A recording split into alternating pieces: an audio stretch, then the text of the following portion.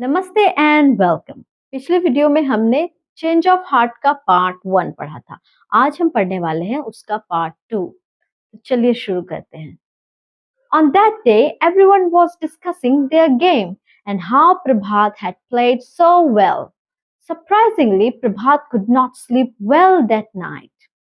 उस दिन सारे लोग बातें कर रहे थे गेम के बारे में और प्रभात के बारे में कि प्रभात ने कितना अच्छा खेला।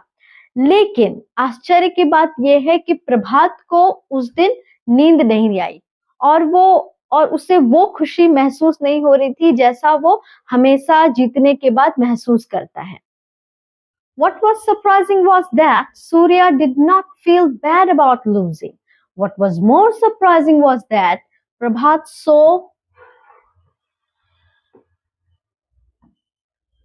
saw Surya playing basketball the next day. पर आश्चर्य की बात तो ये थी कि सूर्या हारने के बावजूद भी दुखी नहीं था। उसे हारने का कोई भी गम नहीं था। Surya was so hopeless at it that he could not score a basket for 10 minutes. यहाँ hopeless का मतलब है having no skill in something, यानी उसे बास्केटबॉल खेलना नहीं आता था। किसे? सूर्या को बास्केटबॉल खेलना नहीं आता था, लेकिन वो फिर भी खेल रहा था और 10 मिनट हो चुके थे, एक बार भी उसने स्कोर नहीं किया था, यानी एक बार भी उसका जो बॉल है वो नेट के अंदर नहीं गया था। Yet he enjoyed playing the game. His happy smile never left his face. Surya ने 10 मिनट तक एक भी स्कोर नहीं किया था, लेकिन फिर भी वो खेल का मजा ले रहा था और उसके चेहरे पर मुस्कान बनी हुई थी, यानी उसे बिल्कुल भी अफसोस नहीं था कि वो अच्छे से नहीं खेल पा रहा है। वो खेल का मजा ले रहा था। प्रभात kept a close watch on Surya for some days. Kept a close watch का मतलब होता है निगरानी रखना या ऑब्जर्व करना। तो प्रभात ने कुछ दिनों तक सूर्या पर नजर रखा, उस पर निगरानी रखा कि वो क्या करता है। He was great at some things, terrible at others, but what was common was the enjoyment. Surya कुछ में बहुत ही अच्छा था और कुछ में वो बहुत ही खराब था। टेरिबल यानी बहुत खराब। वो कुछ खेलों में या कुछ चीजों में वो बहुत खराब था, लेकिन फिर भी जो कॉमन बात थी वो ये थी कि वो खेल का मजा लेता था, वो एंजॉय करता था। He enjoyed everything equally, यानी वो समान रूप से सारी चीजें एंजॉय करता था। As Prabhat went on with his observation, he realized that to enjoy a game, you did not need a scoreboard to keep a tally of your scores.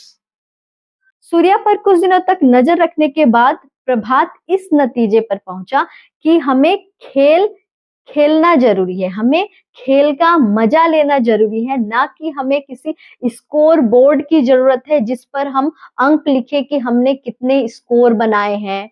अंक, टैली ऑफ स्कोर्स का मतलब होता है हमने कितने score किए हैं, उसका जो नंबर होता है वो हमें लिखने की या याद रखने की जरूरत नहीं है। हमें खेल खेलना चाहिए और खेल को मजे से खेलना चाहिए। Neither did you have to worry about winning nor losing. You needed to enjoy the game for its own sake. What mattered is trying to do well and enjoying every moment of it. हमें खेल खेलते समय कभी भी हार या जीत के बारे में नहीं सोचना चाहिए और खेल को मजे से खेलना चाहिए, खेल को आनंद लेते हुए खेलना चाहिए। हमें बस इतना ध्यान देना चाहिए कि हम खेल को अच्छे से खेलें और खेल के हर मोमेंट को, हर पल को हम मजे से खेलें। Prabhat learned something through the observations every day, soon realizing the change in himself. Surya पर हर दिन नजर रखने की वजह से प्रभात को भी कुछ सीखने को मिला था। जल्द ही उसने खुद के अंदर भी बदलाव महसूस किया। He had even begun playing hide and seek and felt sad whenever it was about to end. अब प्रभात हाइड एंड सीक खेलने लगा था और जब भी खेल खत्म होने वाला रहता था वो बहुत ही उदास हो जाता था, यानी कि अब प्रभात खेल का मजा लेने लगा था। अब वो हार जीत की बजाय खेल को एंजॉय करने लगा था। He also started joking while playing badminton. Soon the other students started talking amongst themselves. Good fun playing with Prabhat. That fellow definitely has a great sporting spirit. जल्द ही स्टूडेंट्स आपस में बातें करने लगे कि प्रभात के साथ खेलने में बहुत मजा आता है और इस लड़के के अंदर कमाल की खेल भावना है।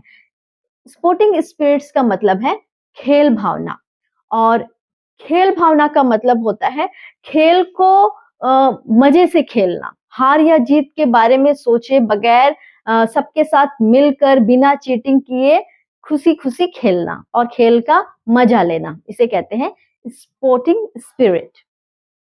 इस स्टोरी से हमें ये सीख मिलती है कि हमें खेल को एंजॉय करना चाहिए, खेल को मजे से खेलना चाहिए, ना कि हमें हार या जीत के बारे में सोचना चाहिए।